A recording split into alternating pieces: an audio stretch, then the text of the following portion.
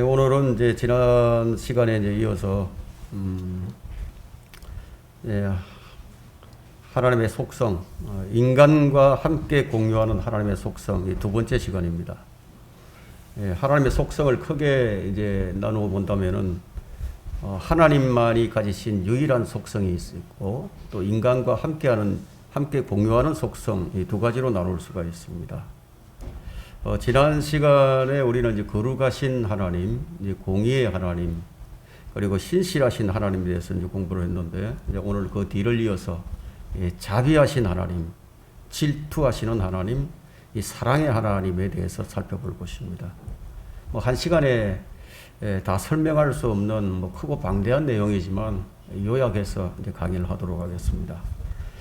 지난 시간에 우리가 공부했던 내용들을 이제 기억하면서 오늘 이 공부할 내용들과 이 연결시키면 더욱더 좋은 효과를 얻을 수가 있을 것입니다. 자, 인간이 하나님에 대하여 알 수 있는 것은 하나님께서 자신에 대해서 스스로 드러내기로 하신 그만큼만 알 수가 있습니다. 만약 하나님께서 자신에 관한 정보를 드러내지 않으신다면 우리는 결코 하나님에 대해서 알 수가 없습니다. 하나님의 속성을 아는 것은 신앙의 가장 기초예요. 기초가 튼튼하지 못하게 되면 아무리 좋은 집을 지어도 그 집이 무너지는 것은 시간 문제이죠. 그만큼 신앙의 기초는 중요합니다. 성경은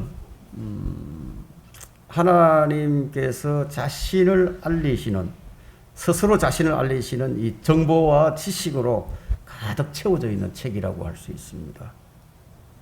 하지만 우리가 좀 상상을 해서 안 되는 것들도 있는데, 만일 하나님의 자비하심이 없으시다면, 만일 하나님의 질투가 없는 하나님이시라면, 사랑이 없는 하나님이시라면, 자, 이런 것들은 우리가 상상도 할 수 없는 그런 내용들이죠.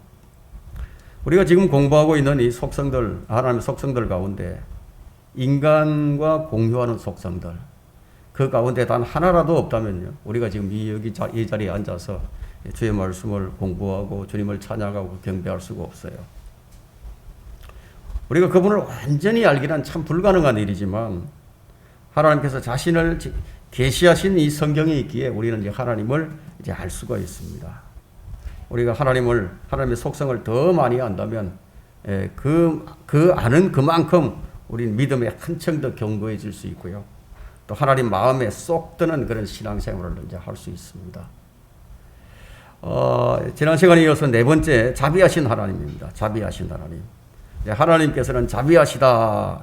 자비하시다. 시편 103편 8절과 86편 15절, 신명기 4장 31절에 이제 자비하신 하나님에 대해서 이제 설명하고 있는데, 하나님은 노하기를 더디하시죠. 자비가 풍성하십니다. 오래 참으세요.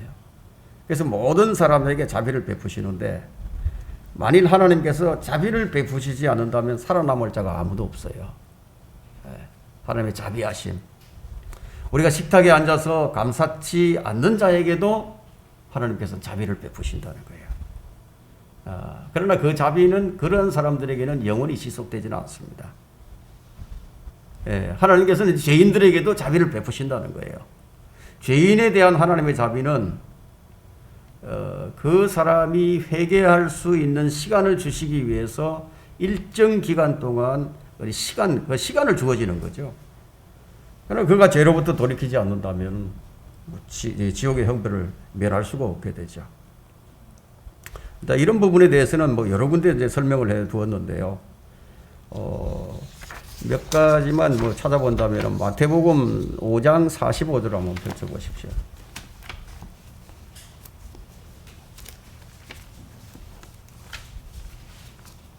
마태복음 5장 45절에요.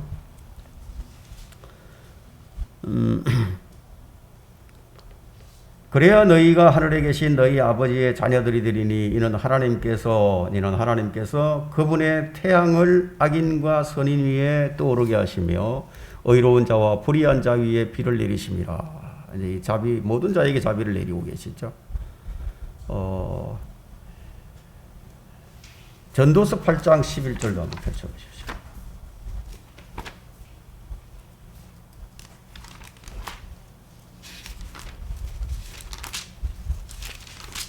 전도서 8장 11절에 악한 일에 대한 징벌이 속히 집행되지 않으므로 사람들의 아들들의 마음이 그들 안에서 악을 행하기로 완전히 정해졌도다. 사람의 마음이 이렇습니다.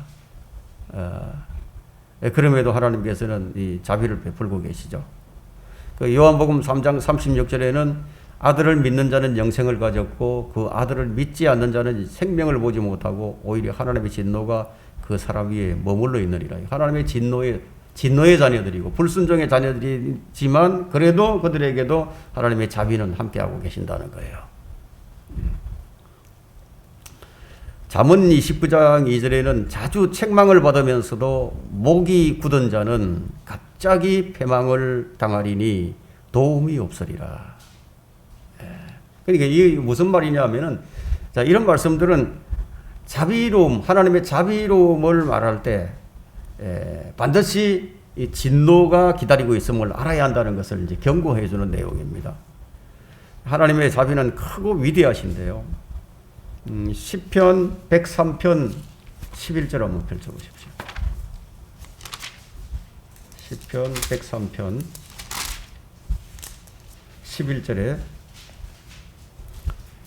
이는 하늘이 땅보다 높음같이 그의 자비가 그를 두려워하는 자에게 크심이라.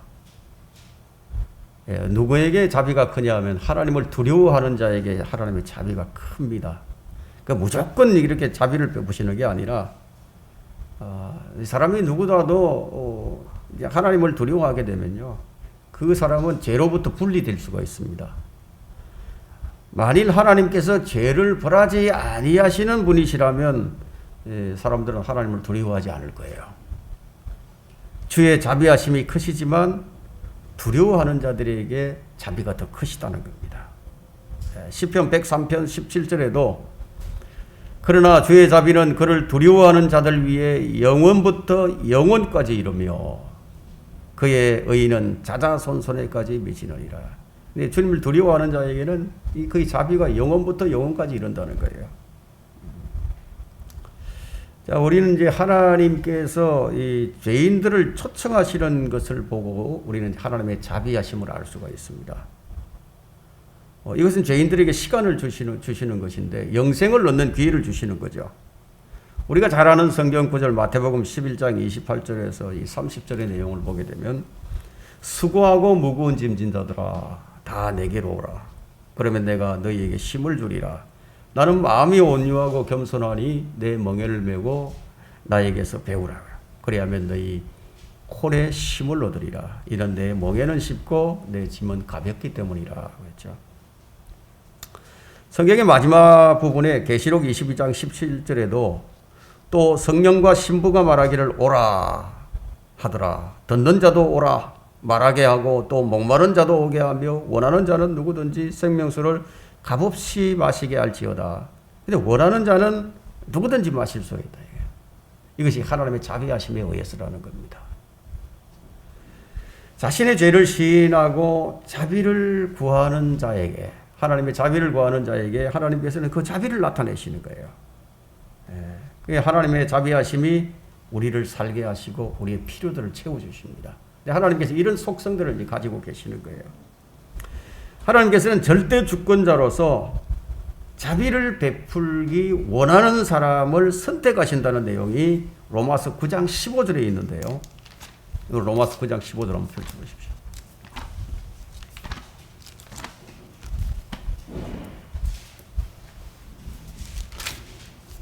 로마서 9장 15절에 하나님께서 모세에게 말씀하시기를 내가 자비를 베풀 자에게 자비를 베풀고 내가 가엾게 여길 자를 가엾게 여기리라 하셨으니. 자, 보통 이 구절을 오해하는 분들이 참 많이 있습니다. 여기서 말하고 있는 이 자비는 하나님께서 우리 인간에게 내리시는 이 자비를 말하는 것이지, 그 자비는 하나님에게 권한에 있다는 거예요. 여기서 말하는 이 자비는 구원과는 아무런 상관이 없는 자비를 말하고 있습니다. 이 바울이 이제 여기서 말하는 것은 즉 어떤 인간도 하나님께서 어떤 인간에게 자비를 보이시려고 정해놓으신 상황을 제외하고는 사람의 의지에 의해서 강제로 하나님께서 그에게 자비를 베풀게 하실 수가 없다는 내용입니다.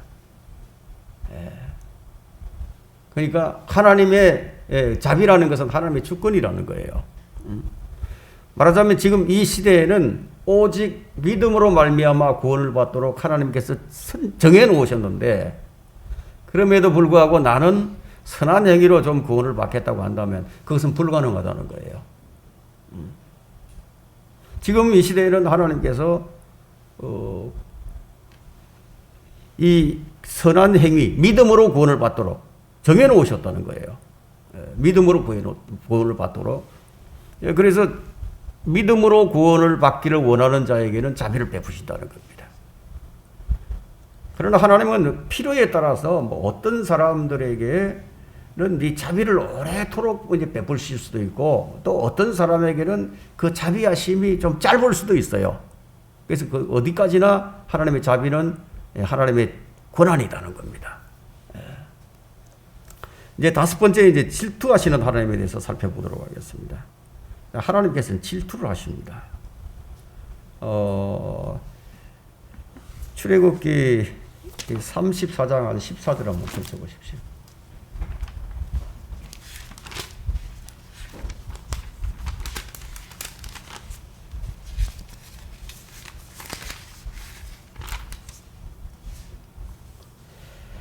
너는 다른 신을 경배하지 말지니 이는 그 이름이 질투인 주는 질투하는 하나님이라. 질투를 하신다. 그러니까 우상 숭배하는 것, 다른 신을 섬기는 것, 이걸 굉장히 하나님께서 싫어하시는 겁니다. 질투하신다고 했죠. 이 부분에 대해서는 뭐 이제 십계명 이제 출애굽기 20장 5절부터 6절 사이에도 나와 있고 신명기 4장 24절에도 이제 동일한 말씀이 있습니다. 하나님께서는 질투하시는 하나님이십니다. 일반적으로 볼 때는 질투는 나쁜 것이라고 할 수 있죠. 잠언 27장 4절에는 일반적인 질투를 얘기하고 있는데 잘못된 질투는 나쁜 것입니다. 그러니까 잘못된 질투에 대한 사례들이 성경에 참 많이 나오는데 이렇게 잘못된 질투는 이 세상에서 어떤 영향을 미치냐면 아주 파괴적인 거예요. 파괴적이고 그건 이제 마귀적인 힘이죠. 그 질투로 인해서 살인이 일어나고 질투로 인해서 온갖 죄들이 이제 일어납니다. 이 질투는 육신의 일이고 그것이 죄예요. 하나님께서 가지신 질투는 이건 죄가 아니라는 겁니다. 카인이 아벨을 죽인 것은 그것도 질투에 의해서죠. 요셉의 형제들이 요셉을 팔아넘기고 죽이려고 했던 것도 질투 때문이었다 이거예요. 아론과 미리암이 모세를 질투했죠. 마귀도 하나님을 질투하며 반역을 했습니다. 하나님의 질투는 어떠냐? 하나님의 질투는 성도들을 사로잡는 세상과 육신과 마귀에 대한 아주 순수하고 험없고요. 죄와 무관한 완벽한 질투라고 할 수 있습니다. 이렇게 하시는 목적이 뭐냐면 우상숭배를 하지 말라는 거죠. 하나님의 질투는 우상숭배와 이제 연관이 되어 있습니다. 그래서 신명기 32장 15절에서 25절에 대한 내용, 또 41절에서 43절에 대한 내용은 하나님의 백성 이스라엘이 이방신을 섬기게 될 때 하나님의 강력한 아주 강렬한 그 질투를 불러일으켰습니다. 질투는 뭐를 가져오느냐? 진노를 가져옵니다. 하나님께서 질투하시면 진노하신다는 거예요. 자, 이 부분을 가장 잘 설명하고 있는 구절이 신명기 32장이에요. 32장. 거기에는 복수하시는 하나님, 또 죽이기도 하시고 살리기도 하시고 상하게도 하시고 낫게도 하신다. 여러분 이사야 42장 13절 한번 펼쳐보십시오.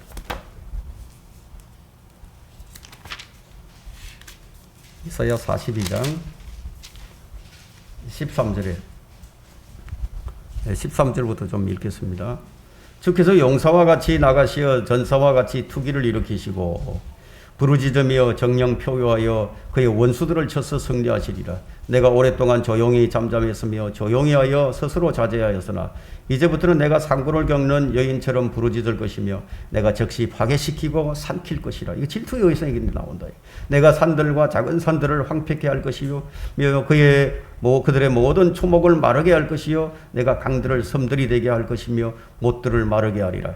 내가 소경들을 그들이 알지 못했던 길로 데려오며 내가 그들이 알지 못했던 작은 길들로 인도할 것이요 나는 그들 앞에 어두움을 빛으로 만들며 굽은 것들을 곱게 할 것이라. 내가 이런 일들을 그들에게 행할 것이며 그들을 버리지 아니하리라.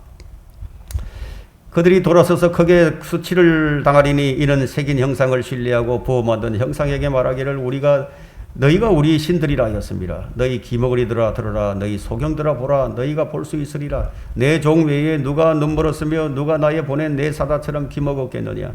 누가 완전한 자처럼 눈멀었으며 누가 주의 종처럼 눈멀었겠느냐. 네가 많은 것을 보면서도 주시하지 않으며 귀를 열어놓고도 듣지 않는도다. 주께서는 그의 어려우심으로 인하여 매우 기뻐하시나니 그는 율법을 높이시며 그것을 존귀하게 하시리로다. 그러나 이 백성이 도둑질을 당하고 탈취를 당하며 그들 모두가 굴속에 잡히게 되어 그들이 감옥에 갇히도다.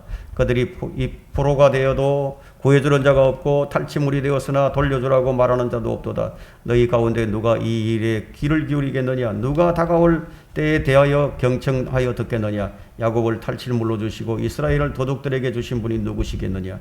우리가 거역하여 죄를 지은 그는 주가 아니셨더나 그이는 그들이 주의 길을 행하려고 하지 아니하였고 그들이 주의 법에 순종하지 아니하였습니다. 그러므로 주께서 그의 성난 분노와 전쟁의 위력을 야곱 위에 부으셨으며 그의 주위에 불을 붙이셨으나 그가 알지 못하였고 불이 그를 태웠으나 마음에 두지 아니하였도다. 이런 모든 것은 질투에 의해서 하나님의 질투에 의해서 나오는 겁니다. 그러니까 용사와 같이 나오시죠. 전사와 같이 투기를 일으키시고 원수들을 쳐서 승리를 하시고 그 큰 분노와 진노는 무엇으로 나타나나요? 심판으로 나타난다는 거예요. 근데 주의 백성들이 하나님의 자녀들이 우상을 섬긴다. 하나님을 경외하지 아니하고 다른 신을 섬긴다. 이런 진노가 나타난다는 거예요. 에스겔 16장 38절에도 내가 너를 심판하리니 마치 혼인을 파괴하고 피를 흘린 여인이 심판받듯 할 것이며 내가 내 진노와 질투의 피를 네게 주리라. 참 무섭죠. 질투의 하나님이 얼마나 무서운지 몰라요.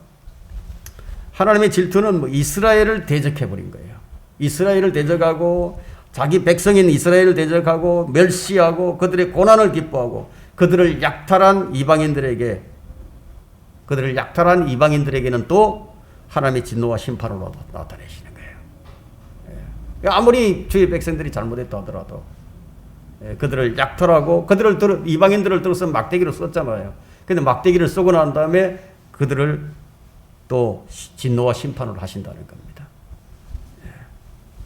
자, 시편 138편 10절, 15절, 또 17절에서 20절에는 시편 138편 10절만 일단 보겠습니다.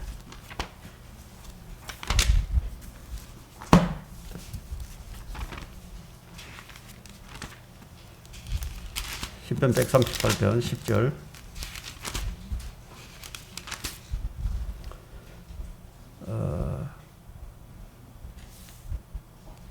138편이 아닙니다.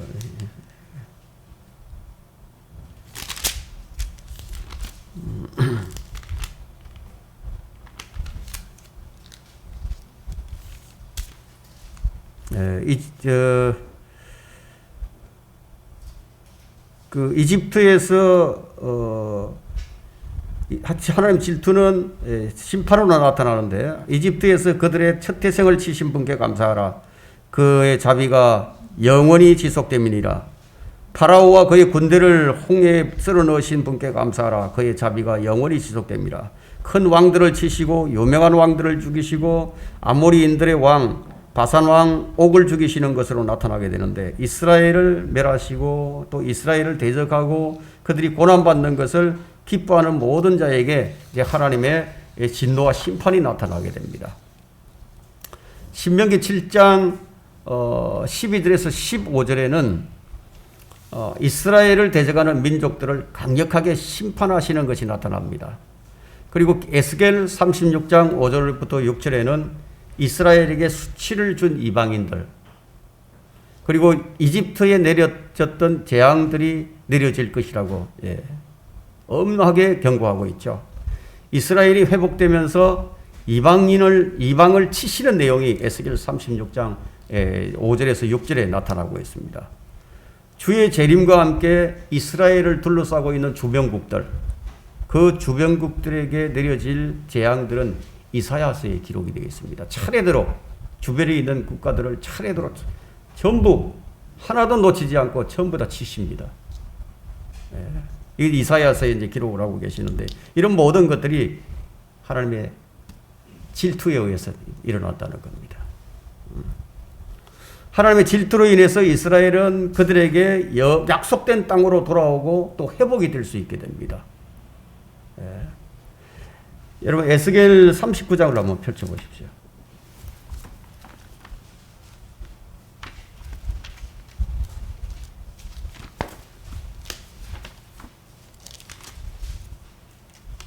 에스겔 39장 25절부터 29절까지 보겠습니다.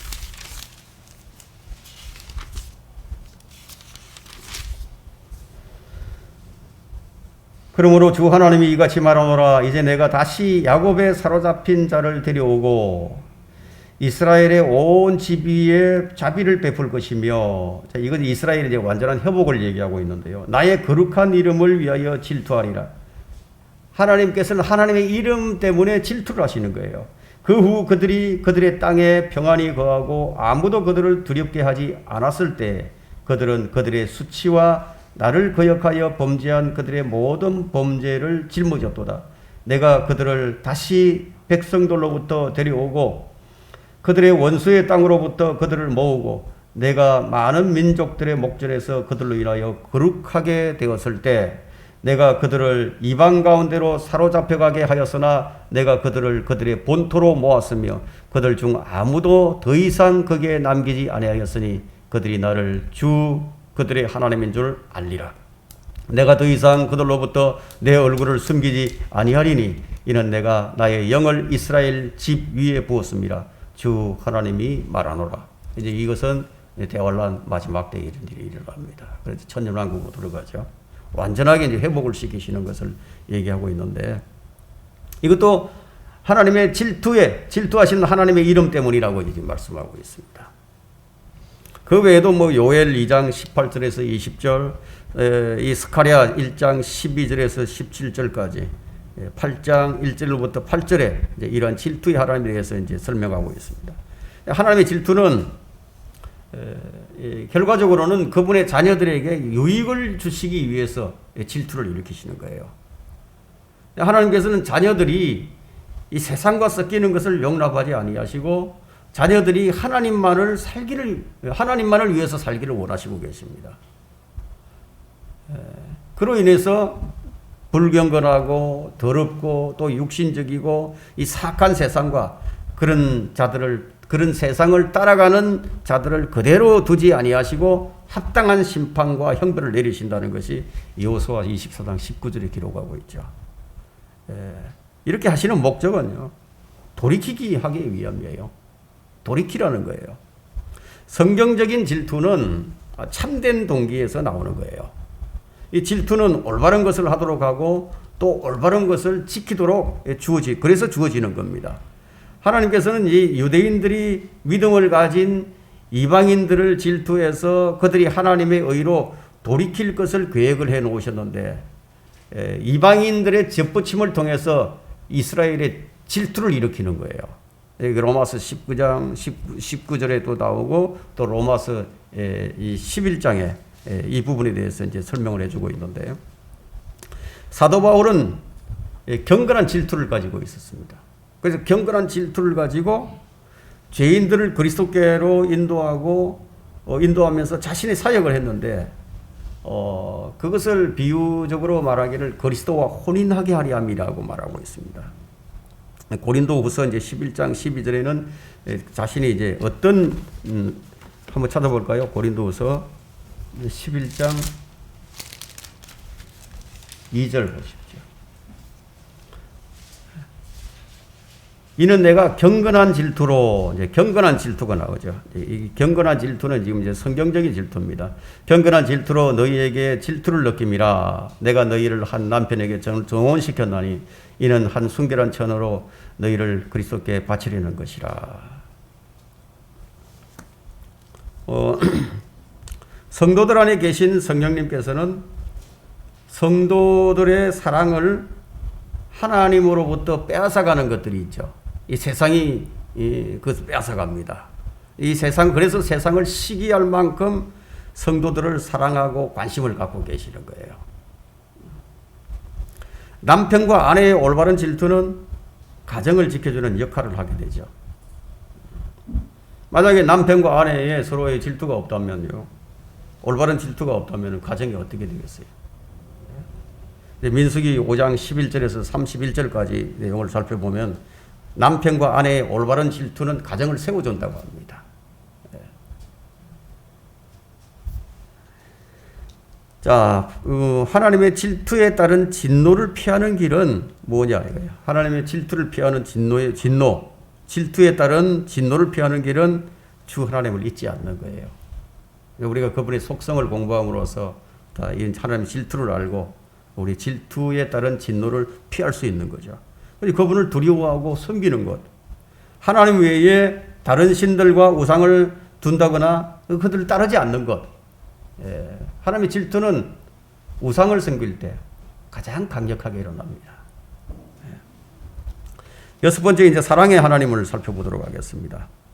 사랑의 하나님은 우리가 너무 잘 아는 내용이니까 요한 1서 4장 6절 한번 펼쳐보십시오.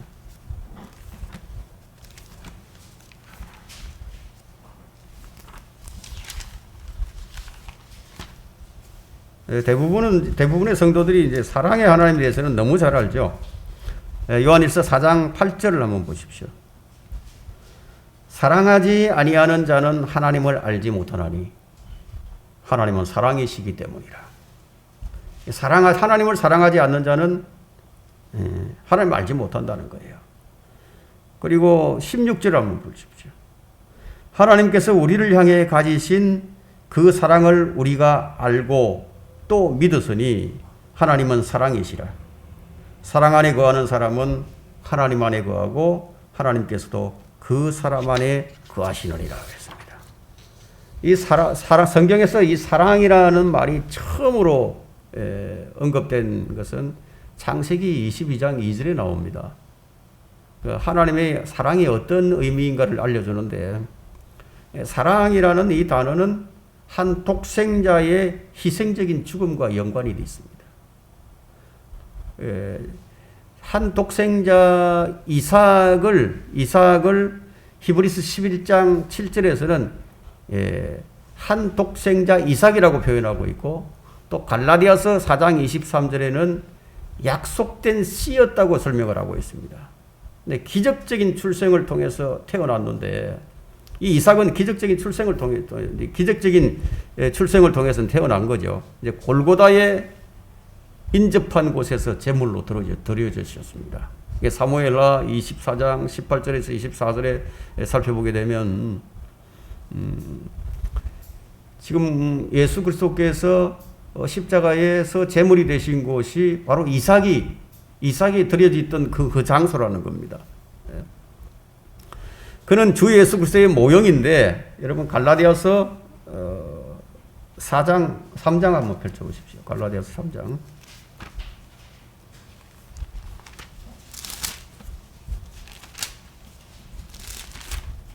갈라디아서 3장 14절 보겠습니다.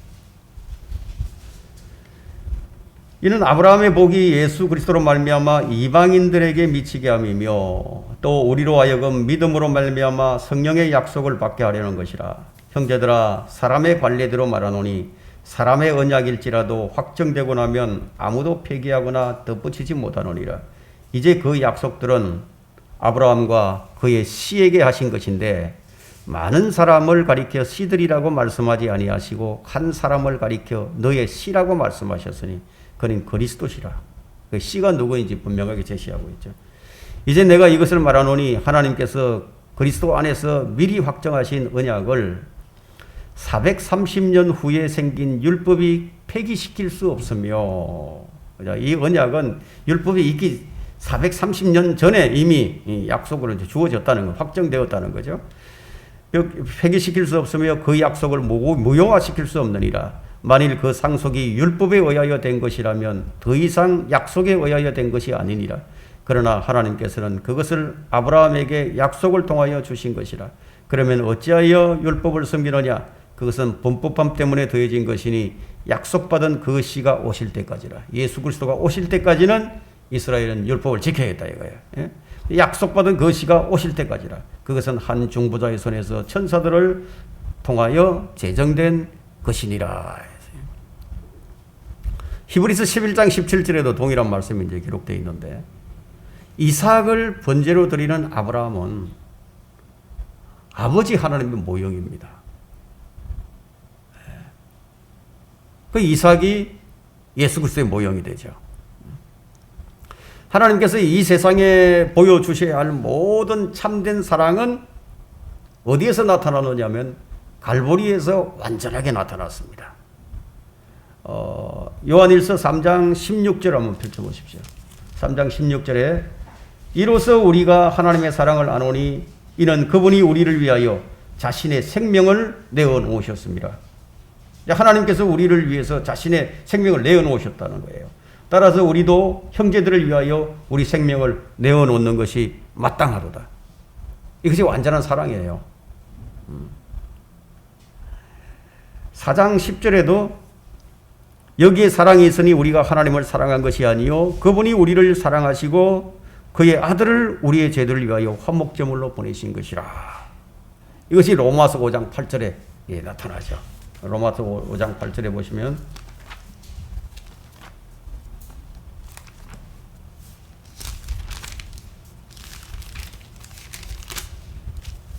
(5장 8절에) 우리가 아직 죄인이었을 때 그리스도께서 우리를 위하여 죽으심으로써 하나님께서는 우리를 향한 그의 사랑을 나타내셨느니라. 하나님의 사랑이 이렇게 나타나셨다. 그 하나님의 사랑이 나타난 그 갈보리에 하나님의 진노도 같이 나타났습니다. 하나님의 사랑을 거절하는 사람은 이미 정죄를 받은 상태에 있어요. 하나님의 진노가 그 사람 위에 머물러 있다고 요한복음 3장 36절에 기록하고 있고 3장 18절에도 기록하고 있죠. 아들이 있는 자는 생명이 있고 하나님의 아들이 없는 자는 생명이 없어요. 하나님께서 독생자를 세상에 보내신 것은 세상을 정죄하려 함이 아니라 구원하시기 위하였어요. 구원하시기 위해서. 그래서 이제 이 목적이 뭐냐면 목적은 심판이 아니라 구원이에요. 하나님께서 독생자를 보내신 것은 세상을 심판하기 위한 것이 아니라 세상을 구원하기 위한 것이라는 겁니다. 하나님께서는 이 죄인들이 멸망당하는 것을 결코 기뻐하지 않으십니다. 그래서 아주 오래 참으시면서 아무도 멸망치 않고 다 회개에 이를 수 있도록 그것을 원하고 계시죠. 그래서 베드로후서 3장 9절 말씀에 보면은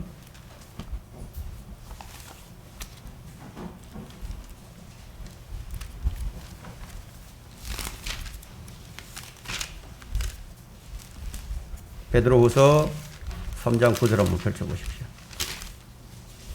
주의 약속은 어떤 사람들이 더디다고 생각하는 것 같이 더딘 것이 아니라 오직 우리에 대하여 오래 참으시어 아무도 멸망치 않고 다 회개에 이르게 하려 하심이라. 이런 말씀을 볼 때 우리가 하나님의 속성을 엿볼 수가 있는 거예요.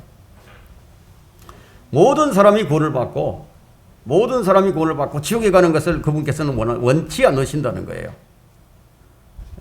하나님의 사랑과 하나님의 진노를 우리가 이해하기 위해서는요, 우리는 인본주의를 버려야 합니다. 사람의 생각을 버려야 된다는 얘기예요. 세상의 인본주의를 버려야 합니다. 세상의 인본주의는 영원한 불의 형편을 이해할 수가 없죠. 이 영원한 불의 형벌은 인본주의의 관점에서는 이 과중한 벌이 됩니다. 야, 이건 넘어가지 않느냐. 뭐 이런 죄를 지었다고 해서 이렇게까지 하실 수가 있느냐. 어떻게 사람을 지옥에 보내느냐. 이건 뭐 정말 사랑의 하나님이라고 말할 수가 없다. 이렇게 이제 인본주의는, 인본적인 생각에는 그렇다 이거예요. 그러니까 하나님의 거룩한 사랑은 어떻습니까? 순수하고 흠이 없으세요. 죄도 없고 너무너무 공평하기 때문에 이 신성한 사랑이라고 불립니다. 그 신성한 사랑에는 신성한 정오가 나오죠. 그리고 신성한 질투를 동반하게 됩니다. 영원하신 하나님께서 영원한 구원과 영원한 인자함과 영원한 빛과 영원한 기쁨을 주시면서 인간의 선택에 따라서 영원한 불과 형벌을 내리신다는 거예요. 왜냐하면 공의의 하나님이시기 때문에 그렇습니다. 공의의 하나님이시다 이거예요.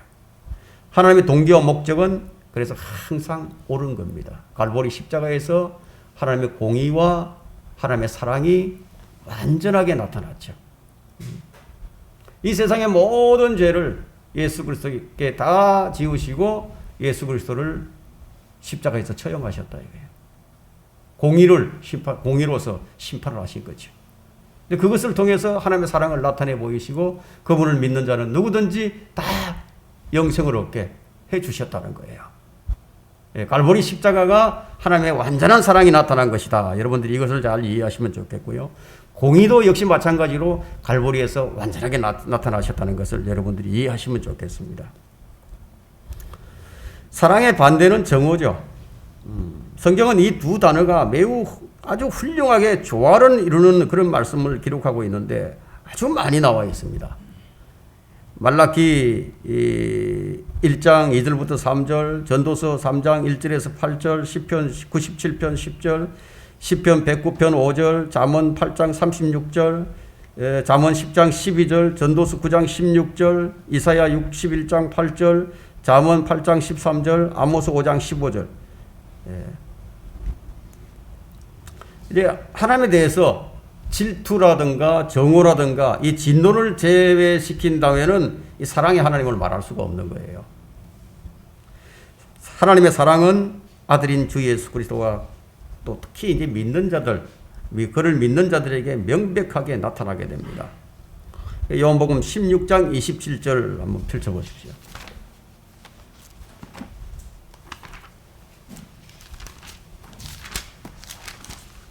16장 27절에 아버지께서 친히 너희를 사랑하심이니 이는 너희가 나를 사랑하였고 또 내가 하나님께로부터 온 것을 믿었기 때문이라. 하나님께서 친히 너희를 사랑하셨다고 했는데 왜 사랑하셨느냐 이게. 너희가 나를 사랑하였고 우리가 예수 그리스도를 사랑하였고 또 하나님께로부터 온 것을 그분이 하나님께로부터 온 것을 믿었기 때문이라고 말하고 있죠. 그 사랑의 결과가 무엇이냐면 로마서 8장 28절부터 나옵니다. 이 사랑의 결과, 사랑의 결과는 로마서 8장 28절 한번 보십시오. 우리가 알거니와 하나님을 사랑하는 자들 곧 그분의 목적에 따라 부르심을 받은 자들에게는 모든 일이 합력하여 선을 이루느니라. 그분께서는 미리 하신 자들을 자기 아들의 형상과 일치하게 하시려고 또한 예정하셨으니 이는 그를 많은 형제들 가운데 첫 태생이 되게 하려 하심이라.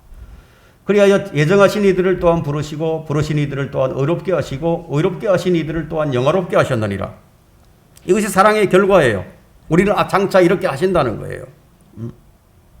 아들의 형상과 똑같이 하신다는 거예요. 그렇다면 우리는 하나님을 사랑하고 있는 것인가 하는 겁니다. 하나님께서 우리를 사랑하셨기에 우리도 하나님을 사랑하고 형제를 사랑하는 것은 마땅하죠. 우리가 누군가를 진정으로 사랑을 하려면 먼저 우리를 위해 죽으신 하나님의 사랑을 알아야 합니다. 그렇지 않게 된다면 우리는 인본적인 사랑에서 벗어날 수가 없게 됩니다.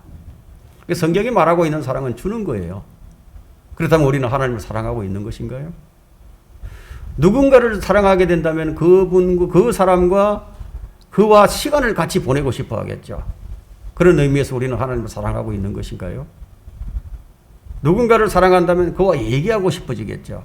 그런 의미에서 우리는 하나님을 사랑하고 있는 것인가요? 누군가를 사랑한다면 그분의 적에 대해서 대항해서 그분의 편에 서게 되겠죠. 우리는 하나님을, 그런 의미에서 우리는 하나님을 얼마만큼 사랑하고 있는 것인가, 그거 우리가 살펴봐야 됩니다. 누군가를 사랑한다면, 우리가 하나님을 진정 사랑한다면 그분에 대해서 악한 것을 생각하지 않게 될 것이고, 또 그에 대해서 최상의 것을 생각을 하게 되겠죠. 그런 의미에서 우리는 하나님을 사랑하고 있는 것인가요? 살펴봐야 된다는 겁니다. 사랑의 하나님께서는 구원받은 성도 안에 사시기 때문에 그리스도인은 마땅히 사랑의 하나님을 사랑하게 되어 있어요. 이것이 가능한 것은 우리의 사랑이 하나님께 속한 것이기 때문에 그것이 가능한 겁니다. 자, 결론을 내리도록 하겠습니다. 완벽하게 균형 잡히고 조화로운 속성을 지니신 하나님께서는 거룩하시고 또 의로우시고 신실하시고 자비로우시고 질투하시고 사랑이 많으신 분이십니다. 이러한 속성들을 우리가 성령으로 충만하게 되면 이런 속성들을 우리가 경험할 수 있게 됩니다. 하나님의 완벽한 속성을 갈보리 십자가를 통해서 우리는 이미 깨달았어요. 여기서 깨닫지 못한 사람은 문제가 있는데, 물에 빠져 죽어가는 사람을 구해준 생명의 은인에 대해서 은혜를 깨닫지 못하는 것만큼 이상한 일은 없을 거예요. 완벽한 속성을 지니신 주 하나님 같은 분은 이 세상에 없어요. 어디에도 없어요. 하나님은 거룩하시고 또 완벽한 속성을 지니신 분이시기에 그 어떤 사람도 그분께 다가설 때에는 주의를 해야 합니다. 하나님께서 정하신 법이 아닌 잘못된 방법으로 다가설 때는 죽음의 대가를 치러야 하거든요. 그 어떤 사람도 하나님께서 만족하시는 조건을 갖추지 않는 한 하나님이 계시는 산에 오를 수가 없다는 거예요. 그래서 구원받은 하나님의 자녀들은 하나님께 다가설 수 있는 유일한 길은 죄가 없으신 한 사람 예수 그리스도의 완전한 희생 제물을 통해서 가능해졌다는 사실을 우리가 믿는 거예요. 그래서 나로 말미암지 않고는 내 아버지께는 올 자가 아무도 없다고 하신 그 말씀에 따라서 우리는 믿고 있다는 겁니다. 우리 하나님은 위대하신 하나님이시고 또 만왕의 왕이시고 만주의 주이시고 또 모든 이름 위에 뛰어난 이름을 갖고 계신 분이시고 신들 중에 신이시며 창조주이시고 구속주이시기 때문에 우리는 그분을 마땅히 경배를 해야 하고 그분을 두려워해야 하고 그분을 섬겨야 하며 그분께 순종해야 하고 우리가 그분을 가장 사랑해야 하는 겁니다.